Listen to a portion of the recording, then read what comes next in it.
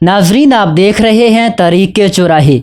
Channel पर आपको खुश आमदीद कहते हैं। नाजरीन, 11 अगस्त 1943 को दिल्ली के कदीम हिस्से में वाक़या नहर वाली कोठी में पैदा होकर 1961 में अफवाज पाकिस्तान का हिस्सा बनने के बाद the chief of army staff के ओहदे तक पहुंचने वाले परवेज़ मुशर्रफ ने अपनी दास्ताने हयात को एक किताब की सूरत में बयान किया है। परवेज़ मुशर्रफ की यह किताब बुनियादी तौर पर अंग्रेज़ी ज़बान में in the line of fire के नाम से शाया हुई। बाद अज़ां इस किताब का उर्दू तर्जमा परवेज़ मुशर्रफ के मारूफ सियासी नारे की मुनासबत से सबसे पहले पाकिस्तान के नाम से फिरोज़ सन्स पब्लिशर ने शाया किया। यह किताब परवेज़ मुशर्रफ की दास्ताने हयात होने के साथ साथ इसमें कई ऐसे अहम वाक़यात दर्ज हैं जिनकी पाकिस्तान की सियासी तारीख में बहुत अहमियत है। नाजरीन, पहले ये वजाहत भी ज़रूरी है कि परवेज़ मुशर्रफ ने अपने 8-9 साला दौरे हुकूमत में कई ऐसे काम किए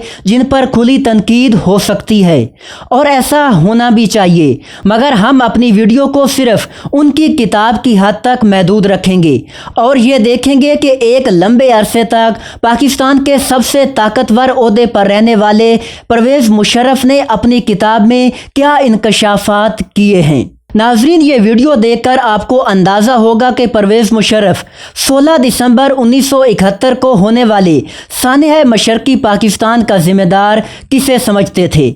इसके साथ साथ उन्हें ज़ियाउल हक के किस सियासी कदम से सबसे ज़्यादा नफरत थी। परवेज़ मुशर्रफ के आर्मी चीफ बनने के बाद पहला अहम वाक़या कारगिल का हुआ और इसके बारे में परवेज़ मुशर्रफ ने क्या लिखा। इसके साथ साथ वो डॉक्टर अब्दुल कदीर खान के बारे में क्या सोच रखते थे। फिर परवेज़ मुशर्रफ और उनके ख़ानदान के साथ जहाज़ में सवार बाकी मुसाफिरों की क्या हालत थी जब उन्हें श्रीलंका से आते हुए पाकिस्तान में लैंड करने की इजाज़त न मिली।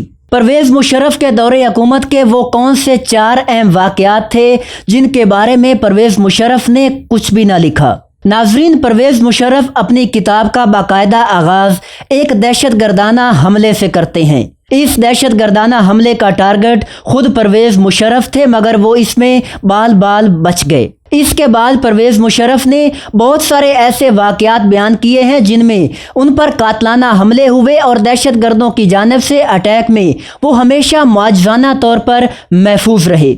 शायद परवेज़ मुशर्रफ खुद को खुशकिस्मत इंसान साबित करना चाहते थे। इसके बाद परवेज़ मुशर्रफ की आबीती में पढ़ने के लायक वो बाब है जहां उन्होंने फाल ऑफ ढाका के बारे में लिखा है। परवेज़ मुशर्रफ के वो अल्फाज जिन्हें सानिया मशरकी पाकिस्तान के हवाले से उनका कंक्लूजन कहा जा सकता है वो कुछ यूँ हैं कि ये भुट्टो और चंद फौजी अफसरान का गठजोड़ था जिन्होंने पाकिस्तान को तबाह कर दिया। जनरल परवेज़ मुशर्रफ ने अपनी किताब में ज़ियाउल हक के दौरे हुकूमत में होने वाले इक़दामात में से जिस पर सबसे ज़्यादा तनकीद की है वो कोड़े मारने की सज़ा थी। इस हवाले से परवेज़ मुशर्रफ ने एक चश्मदीद वाक़या लिखा है। वो कोड़े पड़ने की सज़ा को खुद अपनी आंखों से देखने के लिए रावलपिंडी जेल गए थे। वहाँ उनकी आंखों के सामने एक आदमी को सिर्फ 5 कोड़े मारे गए, मगर वो उसके नतीजे में बेहोश हो गया। उस आदमी को जब कोड़े मारे जा रहे थे तो वो इस तरह चीख रहा था कि बकौल परवेज़ मुशर्रफ, मैंने इससे कबल किसी शख्स को ऐसे चीखते नहीं देखा। इसलिए परवेज़ मुशर्रफ ने इस अमल को गैर इंसानी करार देते हुए इससे कराहत और नफरत का इजहार किया है। जनरल परवेज़ मुशर्रफ की ज़िंदगी में अगला अहम वाक़या उस वक्त पेश आता है जब वो आर्मी चीफ बन चुके थे। ये वाक़या था कारगिल जंग का। इस जंग के हवाले से हमेशा 2 तरह के पॉइंट ऑफ व्यू सामने आते हैं। एक वो जो फौजी अफसरान की तरफ से और दूसरा वो जो सियासतदान देते हैं। इन सियासतदानों में ख़ास तौर पर उस वक्त की हुक्मरान जमात मुस्लिम लीग और उनके कायद मियाँ नवाज शरीफ शामिल हैं। इस हवाले से मियाँ नवाज शरीफ का हमेशा ये स्टांस रहा है कि उन्हें कारगिल की जंग शुरू करने से कबल आगाह नहीं किया गया था, मगर जनरल परवेज़ मुशर्रफ ने इसके बिल्कुल उलट लिखा है। जनरल परवेज़ मुशर्रफ ने बाकायदा तारीखों के साथ साथ 2 जगहों का भी नाम लिखा है जहां बुलाकर मियाँ नवाज शरीफ को बाकी फौजियों के साथ इस जंग के बारे में मुकम्मल तौर पर ब्रीफ किया गया था। यानी बकौल परवेज़ मुशर्रफ नवाज शरीफ कारगिल की जंग के बारे में बाखूबी आगाह थे। इसके साथ साथ परवेज़ मुशर्रफ ये कहने पर भी बाज़िद हैं कि कारगिल की जंग में हमारा पलड़ा भारी था, मगर पता नहीं कि नवाज शरीफ को ऐसी क्या जल्दी थी कि उन्होंने वाशिंगटन जाकर जंग बंदी का ऐलान करवा दिया।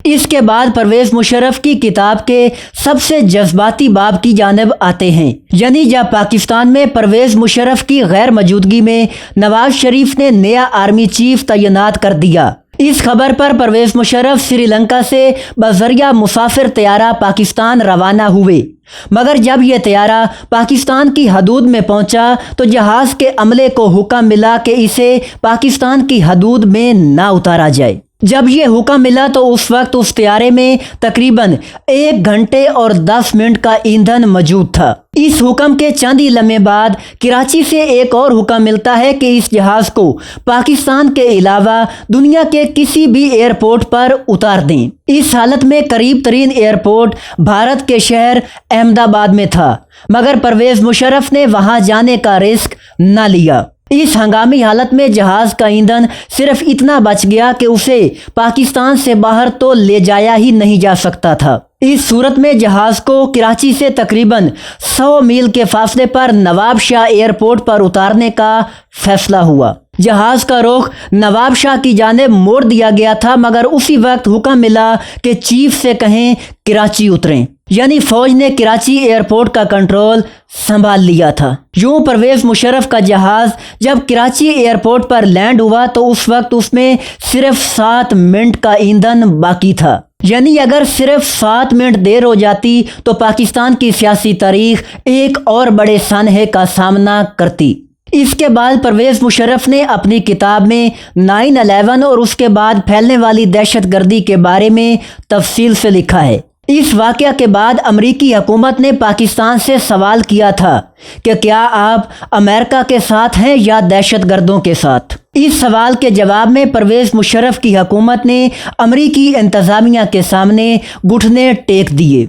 मगर इसके साथ साथ परवेज़ मुशर्रफ ने अपनी किताब में एक बड़ी पते की बात लिखी है जो यहाँ की अक्सरियत जज्बाती आवाम के लिए एक जवाब भी है। बकौल परवेज़ मुशर्रफ सवाल ये था कि अगर हम अमेरिका का साथ नहीं देते तो क्या अमेरिका के हमले का मुकाबला कर सकते हैं। इस सवाल का जवाब नफ़ी में था और इसकी पहली वजह यह थी कि हम अमेरिका की ताकत के मुकाबले में फ़ौजी तौर पर कमज़ोर थे, हमारी अफवाज तबाह हो जाती। ये पाकिस्तान में बैठकर अमेरिका को तबाह करने के ख्वाब देखने वालों के लिए एक साबिक आर्मी चीफ के बयान में वाज़ेह निशानी है। इसी दौर के हवाले से परवेज़ मुशर्रफ पर एक इल्ज़ाम लगता है कि उन्होंने पाकिस्तान के आम शहरियों को पकड़कर अमेरिका के हवाले किया और उसके बदले में अमरीकी डॉलर लिए। परवेज़ मुशर्रफ ने अपनी किताब में इस बात का एतराफ़ किया है कि उन्होंने पाकिस्तानी शहरी पकड़कर अमेरिका के हवाले किए,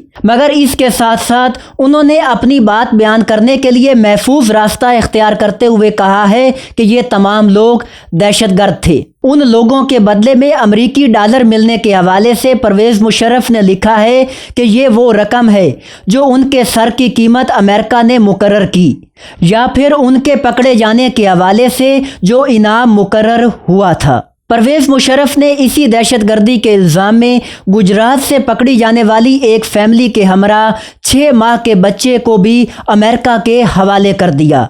मगर सवाल ये है कि उस वक्त दहशतगर्दी के आइकॉन समझे जाने वाले हाफिज़ सईद और मौलाना मसूद अज़हर पाकिस्तान में कैसे आज़ाद घूम रहे थे। नाजरीन, वापस किताब की जानिब आएँ तो परवेज़ मुशर्रफ अपने इस मौक़िफ़ पर डटे हुए पाए जाते हैं कि एटमी साइंसदान doctor Abdul Qadeer Khan nuclear weapons के हवाले से गलत सरगर्मियों में मसरूफ़ थे। परवेज़ मुशर्रफ ने अपनी किताब में आखिरी मुतनाज़ा तरीन बाब यही लिखा है, मगर इसके साथ साथ उनकी ज़िंदगी के 4 ऐसे वाक़यात हैं जिनके बारे में उन्होंने कुछ भी ना लिखा। इन वाक़यात में अकबर बुगटी का कत्ल, वकला तहरीक, मोहतरमा बेनज़ीर भुट्टो का कत्ल और सानिया लाल मस्जिद शामिल हैं। अमूमी तौर पर कहा जा सकता है कि परवेज़ मुशर्रफ की किताब 2006 में शाया हुई थी और ये वाक़यात इसके बाद रोनुमा हुए। مگر پرویز مشرف ان واقعات کے بعد کئی سال تک زندہ رہے اور وہ زبانی طور پر ان ایشوز پر اپنی رائے دیتے رہے۔ ناظرین، معلوم نہیں کہ پرویز مشرف نے بعد ازاں اپنی کتاب میں ان واقعات کا اضافہ کیوں نہ کیا۔ ناظرین، امید ہے ویڈیو آپ کو پسند آئی ہوگی۔ مزید معلوماتی ویڈیوز دیکھنے کے لیے چینل سے جڑے رہیں اور ہماری معلومات کو مزید بہتر بنانے کے لیے کمنٹ سیکشن میں اپنی رائے کا اظہار ضرور کیجیے۔